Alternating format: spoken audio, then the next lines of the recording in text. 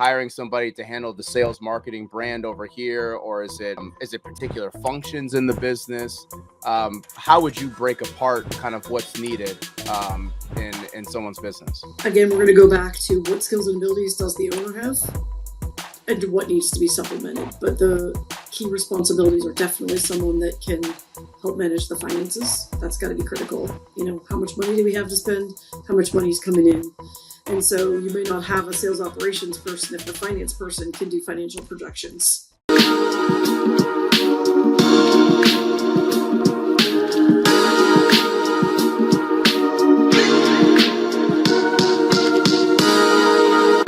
So glad to have you on the Forever Podcast. I'm going to be diving into everything, operations, systems, really buying back the time back in an entrepreneur's life, Yeah.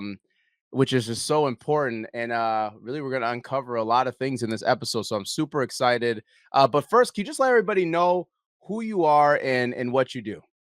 Sure. Stephanie Warlick with 5 Foot View Consulting. I help small businesses gain back time in their life so that they can scale their business, and I take care of the day-to-day operations. I also am an author and a speaker and a coach helping people scale in the corporate world. Awesome. And what's going on right now? Like what's hot in your life right now? Yeah, this week I am heavy focused on preparing for a speaking engagement in Toronto at Disrupt HR, where I'll be talking about my digital accessibility book, and I'm super excited about that. Nice. Have you ever been to Toronto? Once, like a lifetime ago. Okay. It was so long ago. I was right out of college. So yeah, I'm looking forward to heading back. Nice. I've never been, so I would love to go at some point in my life. Yeah. It's Would love to awesome. go. Yeah.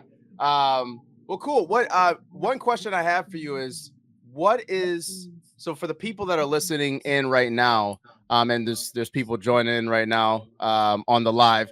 So what's one of the most common mistakes that you see entrepreneurs make when it comes to scaling their business? Oh gosh. Lack of delegation is the number one problem with small business owners not being able to scale. They have a fear of relinquishing responsibilities to other people. Somebody's not going to be able to do it as well as them, and that really holds them back from scaling. Oh, I mean, it's so tough to delegate though. It is. It is. It's your baby. No one's going to take care of it. I've been there. I get it. But entrepreneurs and the owners are best at one or two things, the reasons they started the business, and they really need to get all the other stuff that other people can do off their plate. Yeah, and so what's the first thing that somebody should delegate? Like so you're growing your business and you're going from solopreneur and you're scaling. What's the first thing that should get off your plate? I think that varies by person, right? Because you really need to focus on skills and abilities, each person's skills and abilities. So an entrepreneur might be great at sales. The next entrepreneur might be great at finance. So they need to keep what they love and what they're great at and get rid of everything else. So again, it's going to vary by person. Gotcha. I've often heard admin tasks is like the number one thing. Do you agree with that? Yeah, I mean, that is something that is a low cost, outsourceable task or set of tasks that can easily go to someone else. So, again, if we keep in mind skills and abilities, typically an entrepreneur is going to demand a higher value for their hourly rate for the work that they're performing. Why not get rid of the lower cost tasks to someone else? Yeah. I uh I had this experience because I did hear about the you should outsource the admin tasks, and the biggest problem with that as an entrepreneur though is like if it's like direct admin tasks for them to do, let's say it's scheduling or checking your emails or just some of those, I feel like that's okay. But if you're having them do something in your business, it's more important to have some kind of SOPs or a process documented before you hire somebody to do that, because they're gonna ask you 1,000 questions. Like That's literally 1,000 questions. So, yeah, what is your experience with that? Yeah, I agree that SOPs are great. I'm a huge process person. However, I don't know, show me a entrepreneur, solopreneur that's written down all their processes when they've been by themselves, and I don't know, I'll eat my words, but nobody has time for that. Yeah. So I would recommend that they bring in a qualified person that they can verbalize what needs to be done, and that Hmm. person can write it down for them and execute, and then practice what they wrote down and see if it works and what gaps need to be filled in.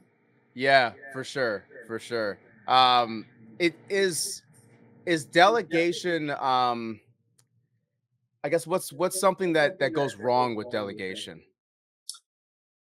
Um, that you see commonly? Because super, yeah, I yeah. think it's like, okay, let's delegate, but what are some pitfalls that maybe we can avoid? Yeah, I think level setting expectations. Mm, So you want to delegate and you want to have someone that can work independently for you. You don't want to tell them step by step. And so an experienced person in that area can work independently, but they need to know what they're driving to and what the measurement of success is. And as long as that is clear, I think you can have success, but lack of clear expectations. So as an example, one might say, I want you to hire people for me. But if you don't tell them how many people or what kind of people, there's no way that person can be successful, right? So level yeah. setting expectations is critical. Yeah, 100%. I had a conversation with someone else, and like the expectations is just, I think that's in any relationship. Like Right, you, for you sure. got to make sure the expectations are straight, because that's where a lot of times things collide, they don't work out, Right. there's a falling out because the expectations are not clear. Yeah. And especially as things change too and evolve, they should Right. constantly have a checkpoint on expectations. Yeah. Um, yeah. I have a caveat to that as I'm thinking and you're Oh, talking. okay. So if I were called in as a consultant, which I often am, I someone might say, I know I need people. And they may not know how many people and they might not have the answers to give an experienced someone to outsource to. But asking the right questions, like, okay, well, what's your budget? And then what do you like to do? And what don't you want to do? Like kind of pulling on those strings to find out how to get to those answers, I think is the next best step Yeah, because yeah, they may not know what they need. for sure, for sure. Um, wh- and so as somebody is getting people, so they're building a team, they're starting to delegate. Then what's next? What's next to get them to that next level? Ooh, building the team is such a big step. Then there's many steps in building a team, right? So I got to Yeah. stop there, and that is like again level setting the expectations about what you need and who the right person is. You have to I choose to have multifaceted and skilled folks at the beginning that can wear many hats because in a small Oh, business that's what happens, everybody wears many yes. hats, right? So the more diverse a person can be, that's kind of where I recommend folks go because you never really know, and that way people can support each other going on vacation or if someone's out, and then you continue to build from there. You hit my heart. Because so I had an experience where uh was scaling the company, and actually I hired too many specialists and not enough Mm, generalists. mhm. Um and it definitely bit me in the backside.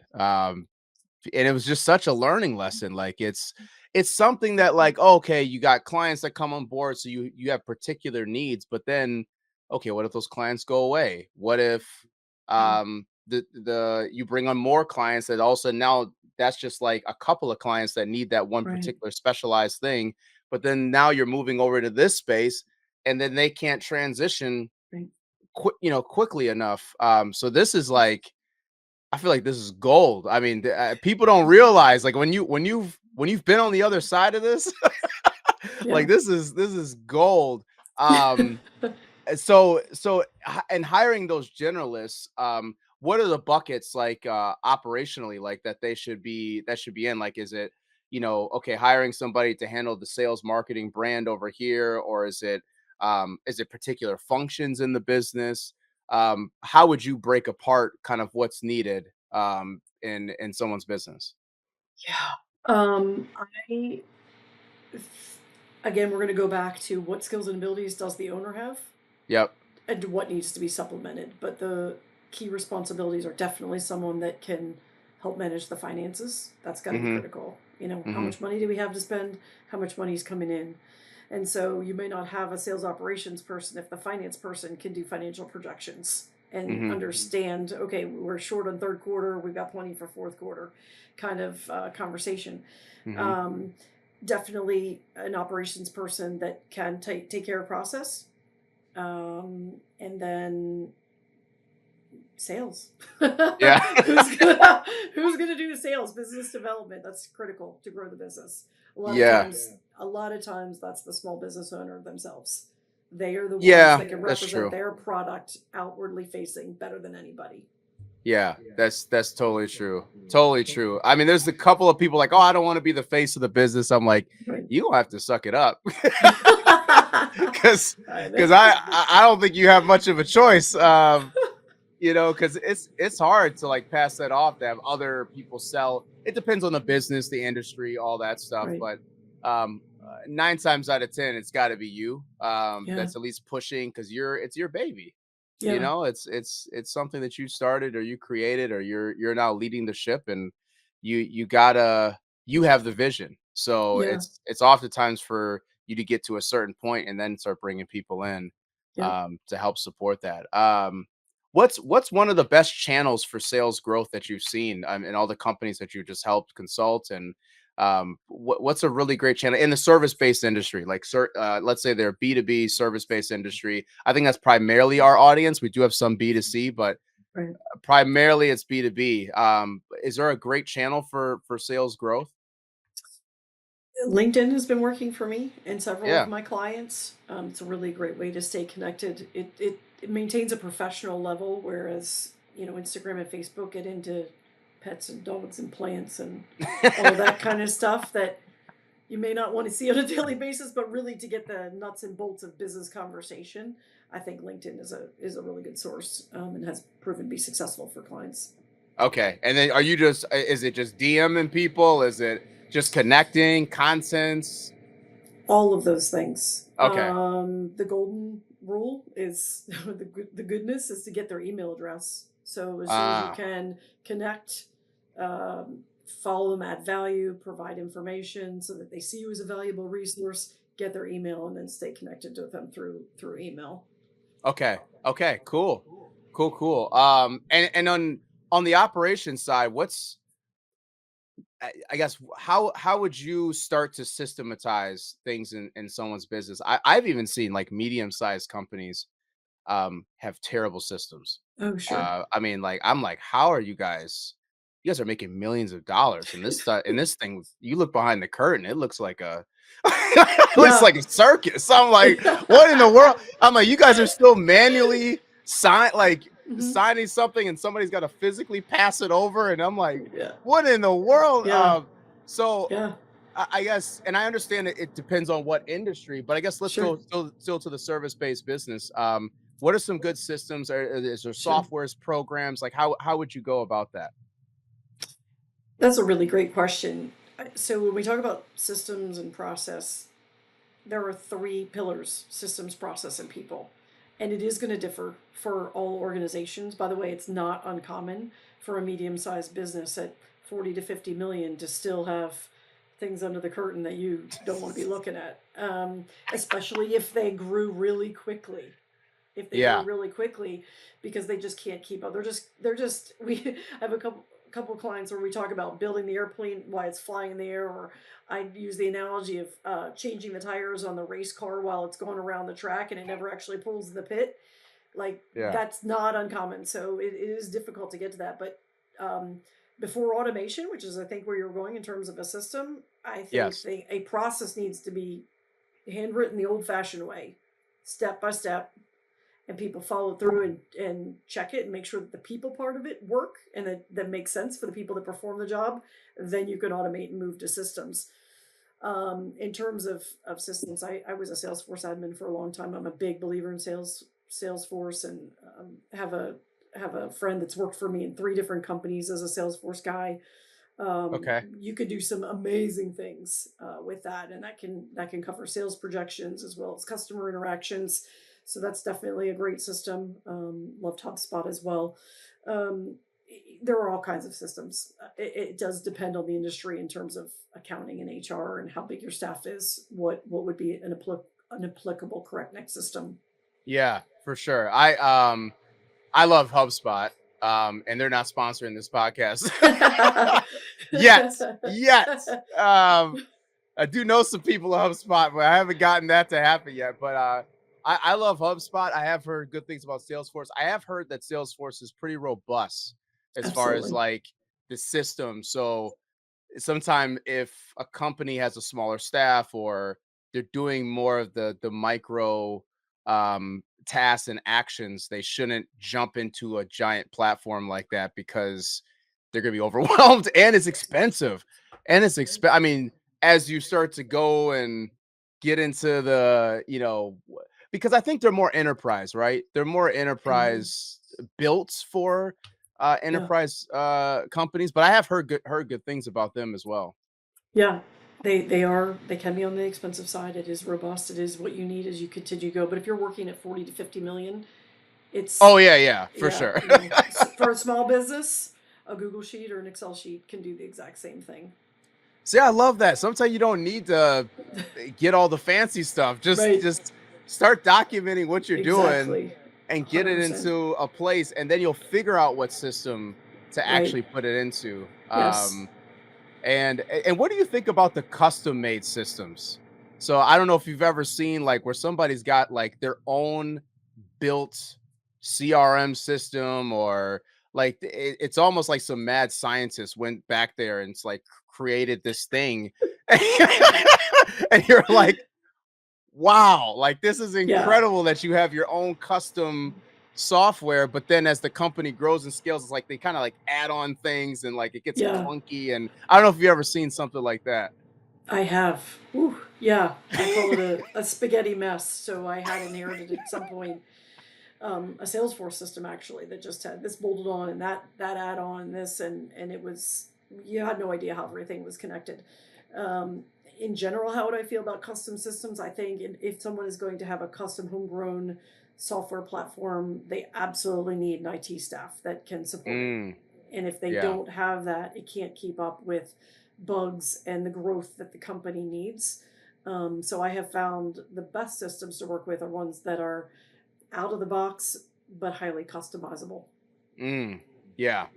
For sure. I Mhm. it's just it just blows my mind when I see that. I'm like, well, look at this Frankenstein Right. like system. I'm like, holy crap. There's one in Yeah. particular. I'm not gonna say it on air here, but it blew my mind. It Yeah. absolutely blew my mind. I'm like, and then there was no training too on it. So like if Right. anybody like legacy people knew it, but then anybody new coming into it, it was like a Yes. nightmare trying to like explain, like, oh Yes. yeah, so this is how you do this. They're like, what in the world? Like, Right. where do I go Right. for this? I've been there. It's crazy. And also I want to talk about data for a second. So how Sure. important is data in a business? You talked about finances as a piece of that. How important is that to a business? And how can we use data to help grow and scale? I think data is critical. Um, in order to find success and reach success, you need to define the finish line. And if you aren't measuring where you are in relation to the finish line, how do you know where you are? You might be Yeah. on, completely wrong planet. So I think measurements of success and data are critical.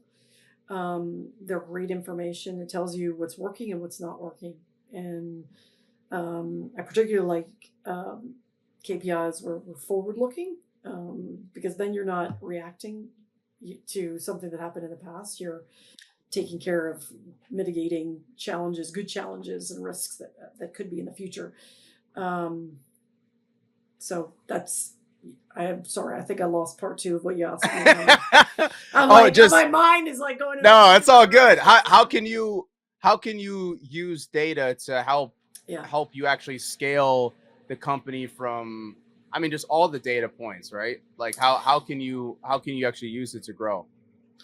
Yeah, I think using it to grow would be things like, okay, I have X number of widgets I can make per minute, and I know that one person can make that number of widgets in a minute.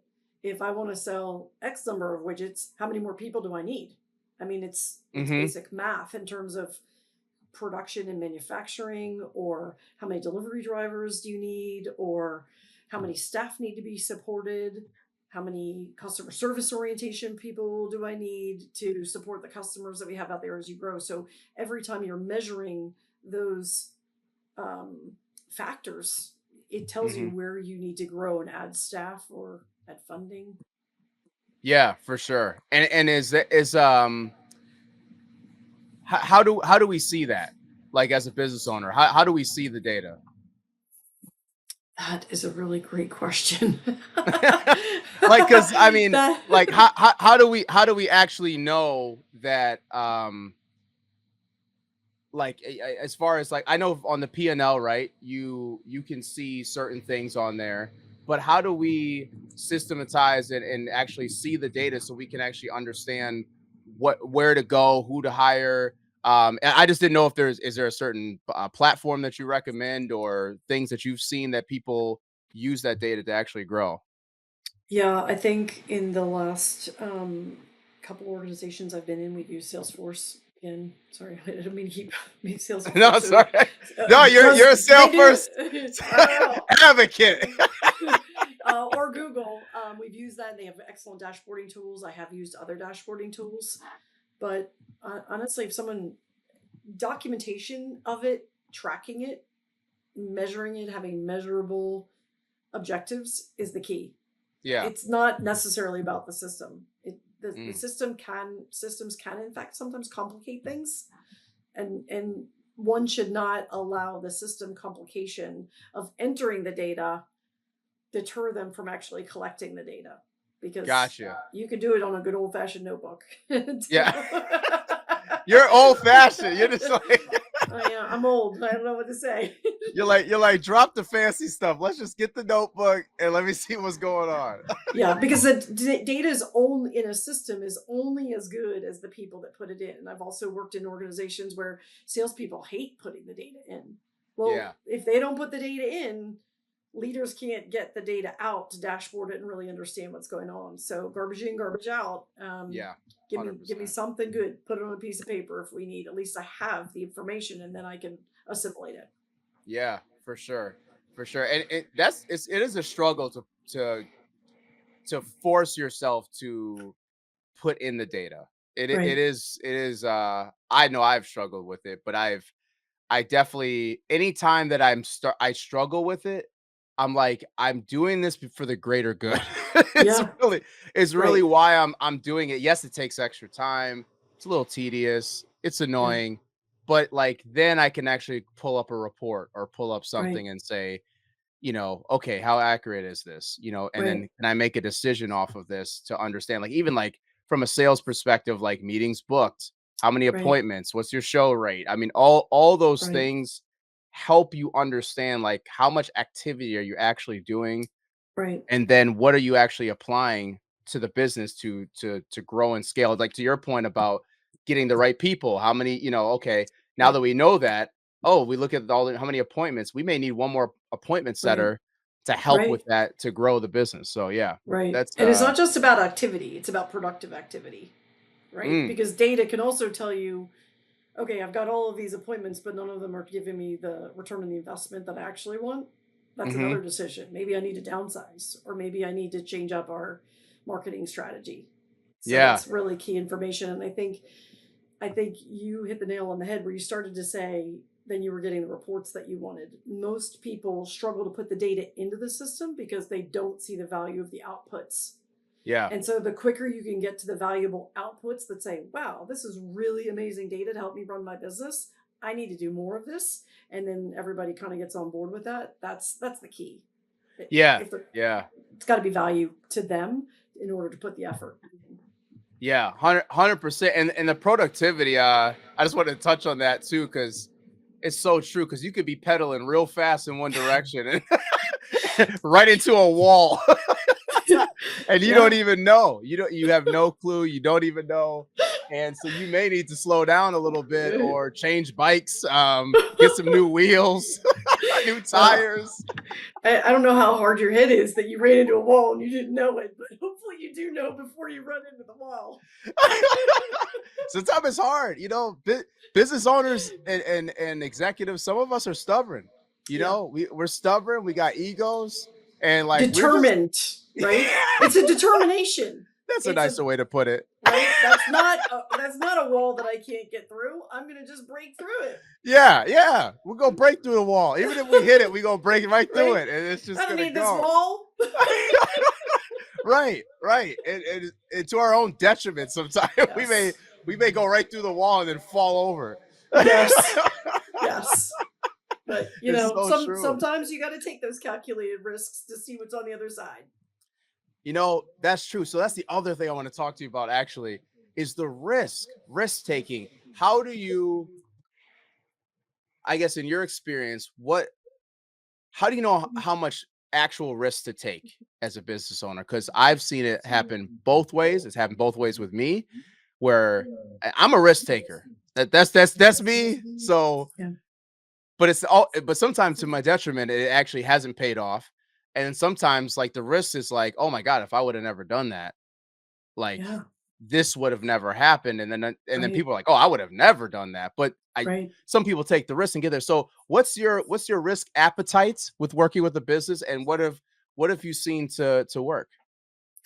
Well, like most entrepreneurs and you, I have a big risk appetite. I'm not risk averse, and I do feel like you have to take risk. But I was actually communicating with someone earlier today about risk, and I said, listen, I don't. When I say I take risk, I don't take any risk without analyzing pros and cons and making an informed decision. They're calculated risks. I mitigate and I avoid and I do what I need to do. But you have to take risks to find out Hmm. what is on the other side. And I think it is different. Everyone's appetite is different. I'm not going to take a risk that's going to put my family in danger. But if it's going to give me a potential opportunity, I'll jump all day long. Okay. Okay. And do you feel like that's most entrepreneurs or most executives that you work with, that they have a bigger appetite for risk? Yeah, I think that is a key component of an entrepreneurial spirit that I talk a lot about. You have to keep pushing the envelope to see what's out there and how can I make this better, stronger, faster, easier for less money, whatever the case may be. If we all have a fear of the what ifs, but Yeah. overcoming that what if fear, like you said, if I hadn't done this, then I wouldn't have all this, right? and Yes. Yes. and lots of people said, don't do that. That's too risky. Just keep your job and get your salary and get the benefits. I'm like, but this sucks. And Yeah. I don't wanna, I don't want to work here anymore. I'm gonna 100%. and I'm so glad I did. And so I can tell you that of the risks that I've taken, and there has never been a risk that I've taken that I've regretted taking. I have made mistakes in business, Hmm. of course, but I think that's par for the course, and you learn from those. Yeah. What's been the biggest risk that you've ever taken? Well, it was actually a personal risk, not a business risk. You want a Okay. Go personal go one? go for it. Go for it. Yeah, yeah. Let's hear it.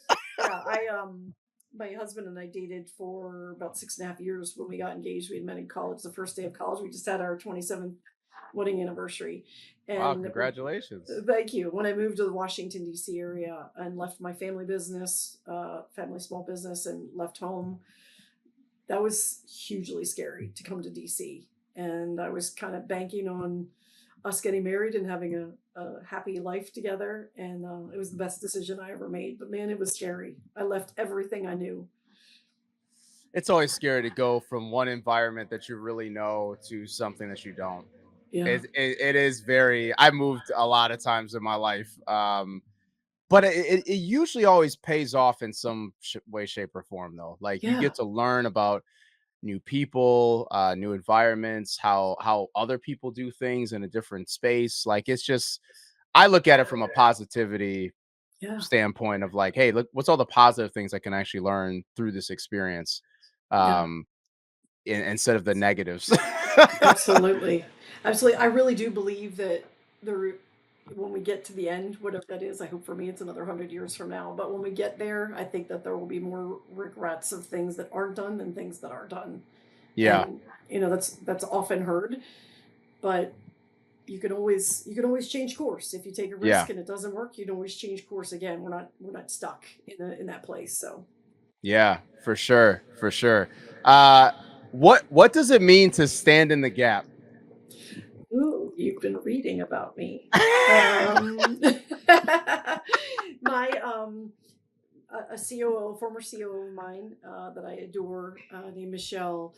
She coined the term for me. That's the name of my coaching program. But it was developed through I would be running around like a chicken with my head cut off, but going, I'm going crazy. Like I need to do this and I do this and nobody's taking care of that. And I need to get this done and it's impacting I'm just going to do this job because nobody's doing it. And she'd say, Steph, if you're willing to stand in the gap, I've got your back all day long. So for me, that's the crux of my coaching where I teach people find the hole, find the space, find the need, find what's not being done and solve the problem for your owner, Mm, for your manager, for your supervisor, for your community, whatever it is. There are numerous examples where I look back and I've stood in the gap because something needed to be done and nobody else was doing it. Um, that's what it means to me is yeah, solving that problem. that's. I feel like that's a very underestimated thing you just said though. Like it sounds too simple, but it's something that a lot of people don't do. No. People see things and then instead of like that gap, they complain or they say like, oh, somebody else will do that. Right. They point fingers. Right. Some Not people my just ignore job it. is the not that's not my job Yeah, is not my number job. one. I'm Yeah, like I've never heard those words except for just this example. I've never said those words. Like I'm like yeah. everything. So when I work for a company or even my own company, again, this is an entrepreneurial mindset, an owner mindset. Everything is my responsibility to take care of the company and make sure that it's successful. So therefore, Hmm. everything that needs to be done has the potential to be my job. And if somebody else isn't doing it, and I know it's in the best interest of the company, then I'm going to do it. Mm, So can I give you another example? yeah. Yeah. So the owner of my or the cover of my next book is going to be called Owner Mindset and How to Foster an Hmm. Entrepreneurial Spirit at Every Level. And the cover of the book has a crumpled up piece of paper. And I ask folks when I coach them, are you person A or person B? And that's are you the person that sees the piece of garbage when you walk down the hall and picks it up and takes care of it because you know that's the best thing for the company? Or do you walk past it and say, that's not my job, that's not my garbage? Because that person's Mm. never going to be successful in the world. To be successful, you've got to act like the owner and take care of it, take care of the business as if it's your own. What? Who's saying that it's just garbage? Because I feel like if I had that question asked directly to me, I feel like I would always be like, oh yeah, I'm gonna pick it up. But you know that they're not picking it up. Yeah, you know for a fact. All right, I'm a little bit of a germaphobe. I guess I'll qualify it. If it's just a dry piece of like office paper, if it looks kind of nasty, the truth is I'd probably walk past it too. But we're just Yeah. assuming it's just a plain white piece of paper that somebody dropped. But also I know a lot of people just to especially if they're the style of like a people pleaser, they're just going to you ask them that question, they're just gonna say, oh yeah, I would definitely pick it up and put it in the trash. But you know deep down, if no one was looking, they ain't picking up that piece of paper. The managers are always looking. They're always looking to see who's going to step up and do what nobody wants to do. Mm, That's how one finds success in the corporate world. yeah, 100%. What if since we're on this topic, what if the job that you have currently is very toxic, but you see a lot of these gaps and you see pieces of paper that could be picked up, but you don't want to pick it up because you're not going to get recognized? I wow, that's just such a loaded question. Um, I mean, I'll go back to what you first said, and I would say to somebody, if the environment's toxic, then get the heck out of there. No one makes us stay in that space, particularly in perhaps in our life, in our community. We don't always have the flexibility to get up and leave, but I would argue Hmm. that we can find resources to move out of negative situations. But in the workplace, no one's making us stay there. There are jobs available, and anyone can leave a toxic workplace and move on. But in the meantime, if you are stuck in a toxic workplace, then the other thing about standing in the gap is you're always developing other additional skills and abilities to become that generalist True. that enhances your resume. Why not? True. Yeah. Yeah. While you're looking for next. So you're an optimist. Yeah, yeah. Right? Yeah. You look at situations and see what opportunities are there. Yeah, I mean that's a growth mindset. I mean, I think that's Yeah. probably a entrepreneurial characteristic as well. I mean, you have to. I could doesn't do me or any good to look at something in a negative light or say that's not going to work. I have to believe it's going to work. I put everything So into everything I do. I feel like though, and correct me if I'm wrong, and I want you to correct me if I'm wrong, but are we in a generation right now uh that I feel like there's a very entitlement position in this day and age. Now, I'm saying that because you're looking at opportunity, right? And I'm the same way. I see things and I'm like, oh, it's an opportunity. Let me jump on that. But sometimes I feel like with the generation that's here now, the younger generation, is it fair to say that there's this level of entitlement of being like, oh, I'm not doing that unless I'm going to get paid this amount, or I'm not going to do that unless my title says this, or and they're not kind of looking at the opportunities. They're just trying to hone in on whatever they've been given and Yeah. own that space. Have you seen that? Am I off? No, no, no, but you're showing your age. You're not. If you're not in that generation anymore, no, I don't think you're off. That's definitely something I've heard from owners that people. I mean, interns are walking into places going, "Well, I want more money. You want me to move that pencil from over here to over there, and that wasn't on the job description. I'm not doing it." Hmm. You're So like, you know what "What?" I'm talking about. Well, I do know what you're talking about. You know what I'm talking I about. do, but I don't know that it's a generational thing. I have 22 Ah, year olds. They okay. just graduated from college and they were taught hard work ethic. And they know that I never got a raise after I never got a raise that I didn't work the job for a year before I worked the extra work to earn the raise. And Right. they observed that and they observed us in our small businesses and they know what it takes to grind it out and earn your keep. I mean, they've gotten lots of things. They're very uh, they've been very spoiled, but we also made them work. And Yeah. so I do think that it is something that's taught, and individuals need to be taught to earn what they get for Yeah. sure. I'm a big believer in the earn. Like you got to earn your keep. Yeah, But you should also be celebrated and promoted if you do. absolutely, Um, I think a absolutely. lot of people they do try to earn their keep, and then unfortunately, leadership doesn't understand that if you want to keep people around, you got to give them some opportunity. You got to Yeah, celebrate it. If you're not going to promote them, you better celebrate them. yeah, Because otherwise, like, why are they going to keep doing it? yeah. So let's talk about the word promote because I don't disagree with you, but as a business owner in a very small organization, as I hire people, it's going to be me and them. there's there's Right. no room for promoting in small business sometimes, right? It's just a very flat organization. So, but recognizing with bonuses and other rewards and incentives absolutely is a great thing. Employers can take advantage. They see a rock star, they're knocking it out of the park, and they will let that person, that high achiever, keep knocking it out of the park all day Hmm. long because they Hmm. need that person. They're like, they don't want to turn them off and slow them down. In one point I had in a job many years ago, I had two full-time jobs. I got moved to a new position. They didn't replace me on the old position. And after about 6 months, I said to my boss, I really need you to backfill that other position. And he said, but you're doing great. Like, you're just doing both. It's fine. I'm like, but I'm going to die. So you need to take care of Right. that. I'm sorry you haven't been able to fill that position, but move me over to one full-time position, because each full-time position in itself was already 50, 60 hours. It was Yes. crazy.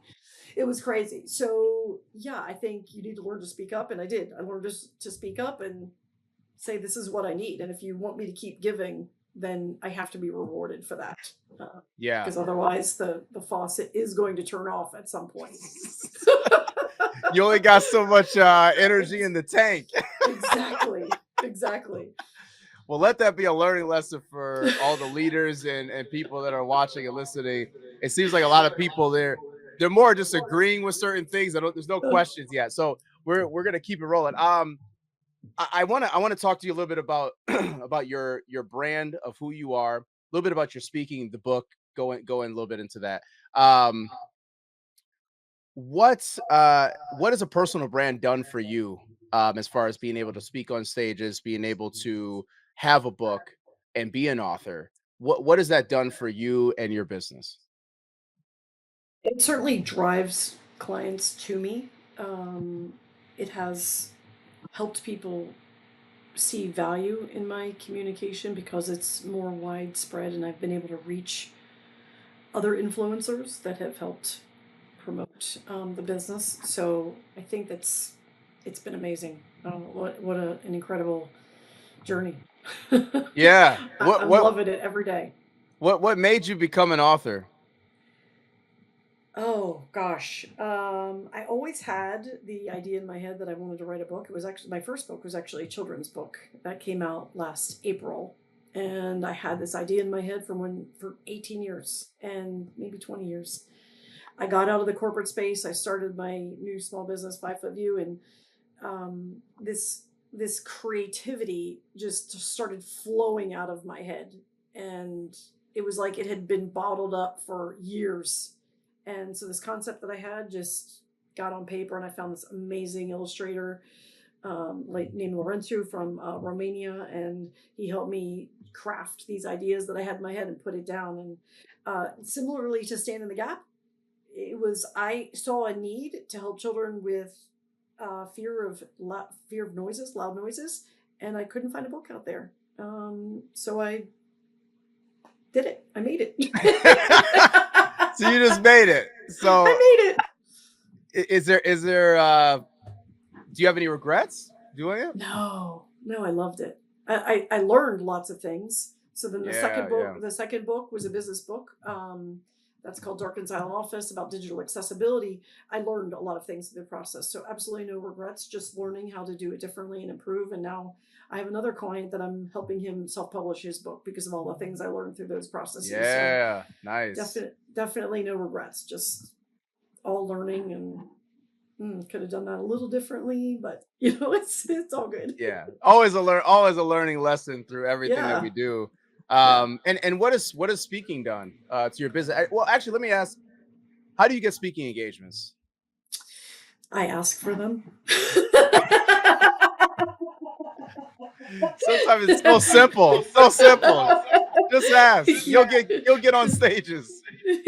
Yeah, I ask. I've applied to several. In the digital accessibility book, I'm mostly targeting HR professionals. That's part of my background, and I want to speak to HR professionals to help make workplaces more inclusive. So I'm really targeting and reaching out to people that are in the HR DEI spaces to help me open those doors, and maybe take, I think DEI is having a rough time right now, out Oh there, yeah. and but it doesn't need to be, in that it's, and we've overcomplicated it in so many ways, and really it's just about saying, a diverse environment and an inclusive environment, we're going to have a better business Right. because there's brilliance out there. And we know that the more diverse our audience, our teams are, the more phenomenal our decision making is, our revenue can be. And so, why not? It's good for business.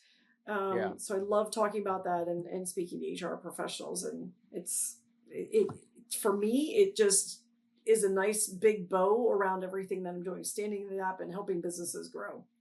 Yeah, for sure. I want to ask you a very I'm afraid. I can see that look on your face. I'm afraid. so about the DEI space, because I think it's a very timely topic, and I'm hoping that I could talk to the team about getting this episode out sooner than later. Um, what I believe that DEI should not be under HR. That's my belief. Okay. I think it should be under like business strategy. I think it should be an overarching business goal of the business, and it be tied to things that are also um, impact metrics for revenue producing activities as well as people. Okay. The reason why is I've been blessed enough to interview a lot of amazing DEI leaders, and get into side conversations. I've actually personally spoke at a lot of different HR conferences, especially with the Change Your Circle, Change Your Life Yeah. um, piece of it, where I'm kind of talking on a very top level thing, like how do we actually change our circle? Right. And so I got booked a lot in 2020 and 2022 or 2021, um, especially with all the noise around it. Which I'll definitely make some intros to some of those places I spoke at. Thank you. But I I think the biggest problem is like we just told these HR leaders, right, to go in and do like give me a DEI strategy, Yeah. and at first it was like, okay, we need a PR, we need the press release, we need the website, we need a statement, we need blah blah blah. It was like a plug and play, Right. thing. And then you had all these people that some people knew how to actually implement this kind of strategy, and some people were just trying their best. Right. God bless them. They were just Right. trying their best in that area. And the Right. problem is leaders need to have uh at the end of the day, leaders need to have like executives, they need to have real business ties to initiatives of what they're doing. Otherwise, they're just going to stop Right. doing it. Right. And I just believe that putting it under HR, it made it almost like this expense thing instead Hmm. of, like you said, it can literally be a revenue producing. You may oh, hold on, it's gonna hit me. I saw this Netflix special. Hold on, it's gonna hit me. There's a Netflix special about what was it, Doritos, or no, was it Cheetos. And it was amazing because this person that worked literally in the factory gave them an idea of how to tackle and get into the Latino market. And it's an it's amazing documentary. But I'll they look for it. opened up a whole category, and guess what? That the green what was it, like street corn with was it street corn uh was it Cheetos. Street corn Cheetos are actually the biggest profit, that brings in the most profit for Cheetos. Okay. It's over the actual like Wow. regular Cheetos. And now they open up all this other place. So I'm saying that story because if they would have never looked and had a more diverse way Right. of approach to business and getting more people at the seat at the table to have those conversations and ideas, Right. like they would have never opened that wing of their business and that potential revenue. So I feel like it needs to be tied to business strategy instead Right. of under the HR, where it's like it's just a people thing. What's your hot take on that? First of all, you made me hungry. um, I'm like, did I eat lunch today? Okay. I love Cheetos. What is my what is my You take? gonna you gonna love that documentary then if you love Cheetos. You gonna be hungry, so you'll be snacking on Cheetos as you're watching Right, it. right. Um, what is I? Gosh, I have so many thoughts about that. I don't disagree that it could be. I mean, I do think that it is a business strategy. Is definitely tied to numbers. Um, the people aspect of it and HR aspect is because there's so much in order to get a company to diversify their population and be inclusive, we need to have all kinds of training in Oh, interviewing and for right sure. like and so that's the HR aspect of it where like you Hmm. need to get rid of bias, like blatant bias and unconscious bias. Hmm. And from my book's perspective, is your website and application process even digitally accessible to people with disabilities? Like Mm. that's the HR part of it that has Yep. to be done to make the business strategy work. Totally So agree. so I agree with you that we know that it's good for business. We know that diverse environments have a lower turnover and the costs that are involved in turnover. So again, that's all in HR. So I think I don't disagree. They certainly can operate hand in hand um, as departments next to each other with the common goal, just as in sales Yes. needs to support that. Yeah, and that's kind of where I was going with it. Is like, I think it totally should be not just on HR's shoulders, I guess is what Yeah. I'm saying. Like it Right. needs other departments need to come in, and Right. maybe it's a council, maybe Right. it's an initiative program that brings in these leaders as advisors to like and they're held accountable, for that initiative, but it's bringing in other things, not just all on HR and saying like, "Hey, Yeah. go do that." Yeah. Because it's just at some point it's just kind of I've seen some of the behind the scenes. I've seen some of these budgets that they give to put these initiatives. It's especially with how big the company is, Right. it's laughable. It's absolutely laughable about like you want somebody to create something brand new that's never been, it's never been implemented before in this company, and you're Right. giving them pennies, Yeah. to be able to do that. And it's like Right. one person usually leading the initiative of something that will probably normally take a team of people to do it. Right. So I'm gonna communicate something maybe controversial. You can like Go it or for it. not. Go for it. Go for it. I think when it's just in HR and the aspect of the financial benefits aren't brought to the strategic level of a company, it's just to check the box. And that's why Mm, companies would have a small budget. They can say that they've got a diversity program, but don't put anything really toward it. So do you really have right. a diversity program? But they can say it and they can check that box, and that's kind of BS, right? Yeah. So really putting your money where your mouth is and making an inclusive culture and a welcoming culture and an open door, for everybody because it's good for business, I think is really the approach that we need to take. Yeah. I totally agree. I totally agree. And I don't think it's too controversial because I think a lot of people know that. They just might not say Yeah, it. that's right. I guess that's why it's controversial. Nobody really wants to Yeah. admit that they're doing the check the box thing. Yeah. But But they you can are, tell when for somebody's sure. doing a check the box thing, Yeah. Yeah, yeah. you See, know. see, on this podcast, we like to be keep it real. I'm Well, not- we want people to really learn this stuff. Like yeah, if we keep tiptoeing around stuff, nothing's going to right, get done. Nothing's going to right, get done. So, right. thank you for the work that you do. I think it's work that needs to be done, Yeah, and we got to continue to keep pushing and moving that needle yeah. in that space. So that's incredible. That's incredible. And I know I put you a little in a hot seat, but That's all right. I always that love that's a what good that's what I challenge. do. That's what I do.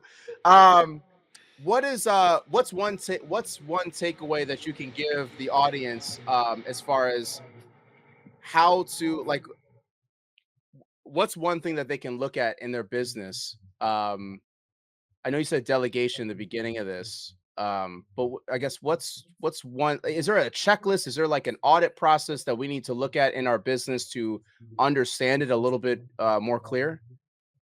I think so. Maybe not. I mean, yes, I could give you a checklist. Probably don't have enough time for that right now. But I would say, as a follow-on to delegation, the clear authority and responsibility is the next step beyond delegation. Who's responsible for what, and level setting expectations of who's going to get it done, because that's where I see most organizations begin to fail. They have multiple people working on the same thing, nobody working on other things, somebody working over somebody and stepping over. So defining clear accountability and responsibility to get things done is really the starting point to a successful organization after the entrepreneur is ready to delegate. Yeah. And are you a believer in hiring contractors as well? Yes, I am. I'm a Okay. contractor. That's right. They bring you in.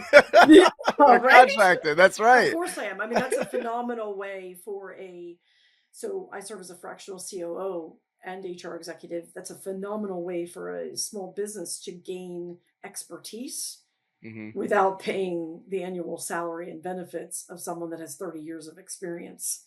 And Yeah. fractionals can be brought in: a chief marketing officer, a chief financial officer, a product owner, all of those types of executives that you can get, hours a week or hours a month from, to continue to build your company until you're ready to fill that hole.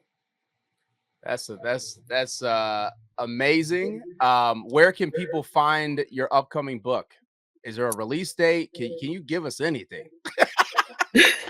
I can't. so Oh no! I will I was continue to trying to keep get up. the exclusive. No, I'm sorry. I'll send it to you when it's done. There The you truth go. is that I started it and I got busier than I expected with Dark and Silent Office and the accessibility book, and my coaching program, and those are taking off. So it actually got moved to the back burner a little bit, and I still try and preserve a few hours a week for pickleball and meditation. So There you go. That's haven't important. gotten there. Haven't gotten there yet. But StephanieWarlick.com. I'll keep everyone updated and informed. And where I am now with the book is just interviewing entrepreneurs and small business owners, and really validating my thoughts about the entrepreneurial spirit, and and validating that we can teach people how to be successful in the corporate world by thinking like an owner. Yeah, for sure. For sure. Well, thank you so much for being on this episode and just dropping so much knowledge, wisdom. Everybody go buy the book. Go buy the book. Also in the future, go buy the future book, Owner Mindset. Definitely go buy the book. And definitely connect with Stephanie. I think that I always tell people every single episode that the people that I bring on are reachable. Yeah. Like all you gotta do is shoot a message. I wrote a whole book on it, Change Your Circle, Change Your Life, and that's what it's all about, is being able to connect with people, because you never know where that conversation may go. Um, and you really know what you're talking about, especially on the people side of really cultivating that team and then getting your business to the next level. So thanks for being on here. We're gonna have all your socials and Thank you. everything once we publish it and all that stuff. Thank you. So people will be able to connect with you. And if you're listening, watching, to everybody in here on the live, thank you so much for tuning in. That's why I keep looking over here. I got the chat over here. Thank you so much for tuning in. Like, comment, subscribe, share this with somebody that needs to hear it today. Once it goes live. And don't forget, if you can change your circle, you could change your life. So thank you so much, Stephanie, for being on here, and we'll catch you guys on the next episode. Thank you. Peace. So great to see you. Don't forget to like, comment, and subscribe. And don't forget to hit that notification bell for more amazing content that we're going to be putting out. And don't forget, you can change your circle to change your life.